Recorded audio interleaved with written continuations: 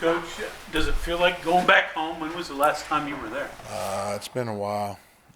Probably, I have to think what year it was. I was at K-State that one year. It's probably the last time that I've been there. Yeah. So yeah, I mean, Manhattan's a beautiful town. Have a lot of great memories going to college there and playing there. So the area I think it's a beautiful area. Not everybody may agree with it, but it's good people, and I don't have no negative thoughts there. Facilities since you were played there? Yeah, well, that's out of there. It's beyond what I ever thought. When I went there out of college, out of high school, they were one of the worst in the country. My senior year, we were able to go to the first bowl game, and I remember they put a new weight room in there, and then we thought it was all good. It is fantastic what they've done there facility-wise with the press box and the end zone, and it's just I don't think. I would encourage anyone that wants to talk about facilities or whatever that's probably a good place to start and look. So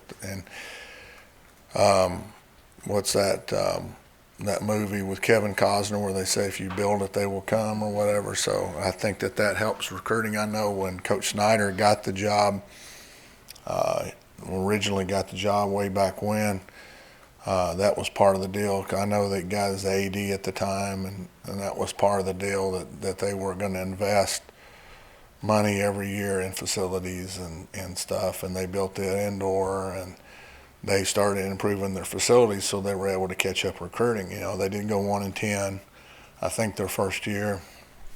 Maybe didn't win a game the first, but every year they were able to recruit, and some of it was because they were able to show the commitment to the program.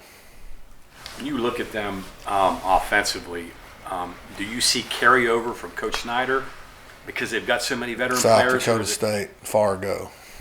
Okay. All right, that's what you're saying? Yes, sir. Okay. And I would say, I'm not trying to speak on Matt's behalf, but on both sides of the ball. So I've watched their defense a few times, and it's the same stuff they're running at Wyoming. It's what they ran when Bowl was there. There's a lot of Monty Kiffin type stuff. Now, offensively, they may be the most complicated offense. I don't know, maybe. They are the most complicated offense we've seen this year, without an exception. Formations, personnel groupings, plays. Their blocking schemes. Most teams have like 2 or 3 protections. There's exponential number of formations, number of looks. They run a triple option basically out of a 3-back offense, and really impressive what they've done or what they've been doing. I didn't study them enough. What they had done going in there, not knowing exactly what they would do, and going into the season, and go back and research South Dakota State, and what teams did against them, trying to find somebody that's really been really effective against them. The teams that have been the most effective have got the ability to do some things that I don't know that we can do. So Pop pass used to be a big play. Do they still do it? And especially after last week, we gave 2 of them up. So I would venture to say, and not really 2. You can when you count the ones we didn't cover down the middle of the field on the first play of the second drive, you could say we probably gave up 4 of them that were, just a matter of eye discipline stuff. So, is the only way an offense can do that to be as experienced as they are? If it was, sophomores, could they not be that?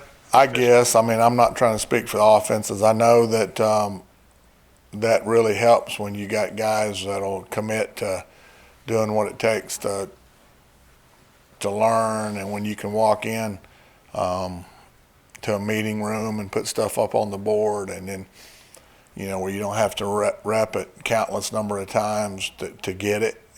I know that really helps in my experience as a coach when you have upperclassmen They have a sense of urgency. They're not worried about the girls at the sororities and this and that as much as younger guys typically are. So it all adds up. So I'm not trying to do my Nick Saban stuff, but anyway, I'm sorry. Go. Did the Oklahoma tape jump out at you, particularly the way they control the line of scrimmage? All their games, to be honest with you. So yeah, I mean they've been able to move the ball. The games that they've been stopped, the teams they just basically said, we're going to go one-on-one on your receivers, and we're going to outnumber you, completely outnumber you at the point of attack just by sheer numbers. So anyway, that's Oklahoma State got some guys that can do that. Texas, did that a good bit, and they hurt Texas a lot, especially early. Throwing the ball, mesh routes and stuff against the man. So, we're gonna, we'll put our guys out there and try to put them in the best positions we can. So, is the goal to get Thompson moving or keep him in the pocket? That's a good question. I don't know. We'll find out. He's pretty good at both. So, kind of walk us through the hiring of Blake.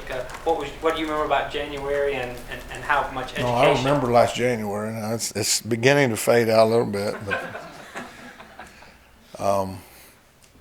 No, I knew Blake from when, that one year I was there. I knew what type of person he was.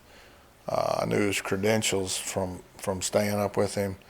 I knew that nobody worked harder. Nobody had been trained to work harder since he had worked for Coach Snyder, and that he understood football. I knew the quality of the person he is, and I knew he would be a really good fit and do a really good job. Extremely detail-oriented.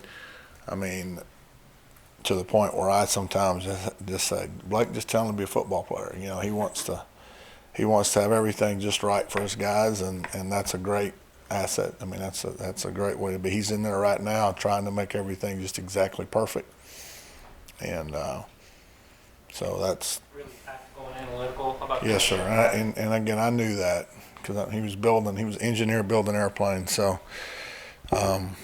anyway, that shows you what kind of brain he's got. So I knew he and Coach Brown would be similar type. So I mean, I figured he'd get along good. So. How much does that show on those special teams units that Blake's in charge? Well, I don't know what our statistics are. I've kind of tried to stay away from that, especially the last 4 or 5 weeks. But I don't know. I mean, I think we've hung in there statistically, just from what I've seen on the field, special teams wise. So I think, again, an awful lot of work has gone into it. Coach Brown puts more time on special teams than any head coach I've been with, and that's by exponential numbers, I would think. So we spend a lot of time, and a lot of issues that we have are depth and this and that. It really shows up on special teams, and so to override or to compensate for maybe a lack of depth or lack of numbers or a lack of upperclassmen or whatever it is that we need to get better at. I think in the future our special teams will just get better and better because we'll get more guys and more guys that can run, and that should show on special teams.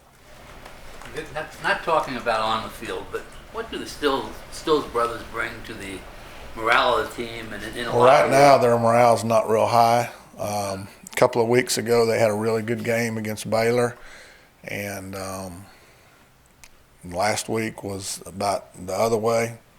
I'm not judging them. As, their position coach probably can do a better job than that, and I like to never say a name of a person if somebody doesn't do a good job. We didn't. They probably aren't happy with the way the game went last week either.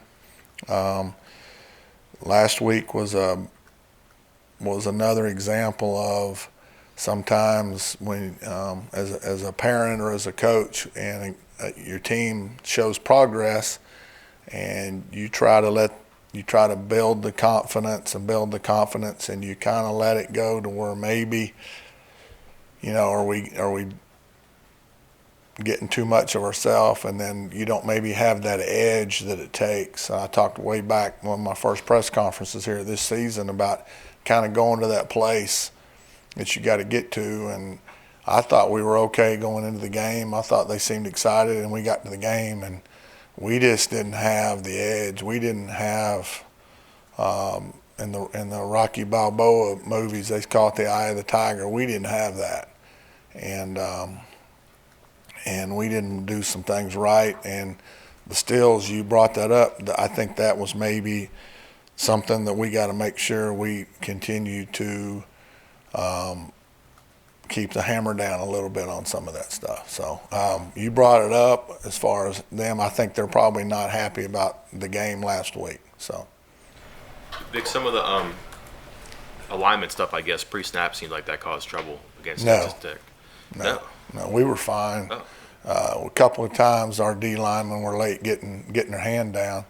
If you're talking about last week's game. Yeah, I'm just going by what your players said, that they just weren't lining up in the No, second. a lot of it was,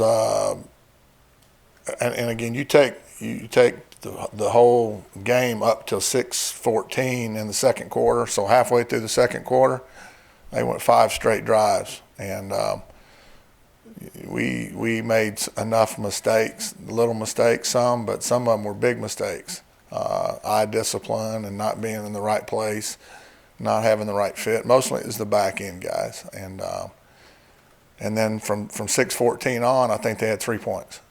So what was the difference? Good question. We stopped making the little mistakes, to a point, and then I think we settled in and started playing a little bit better. So we can't, and it showed.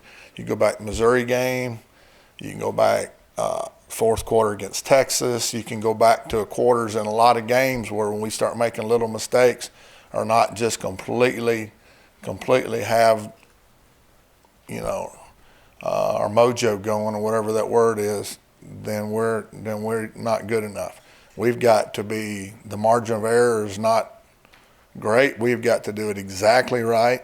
We've got to do it detailed, and we've got to play with our hair on fire. And if we don't do that, then we're not going to be successful. So we've got to do that. Is that final 2.5 35, 40 quarters. minutes, the final 2.5 quarters encouraging when you're talking about the personnel and formation challenges Kansas State offers, and you better Yeah, be on it. I'm a little skeptical right now to not have the hammer down on them as far as we just can't. We're not to a point yet where we can deal with success or lack of success. We have to, as leadership of the coaching staff, we got to be on it. And Coach Brown, as much as he tried, that is my responsibility for the defense not being on it to start the game. So I got to make sure I don't pat him on the butt, and then that old saying.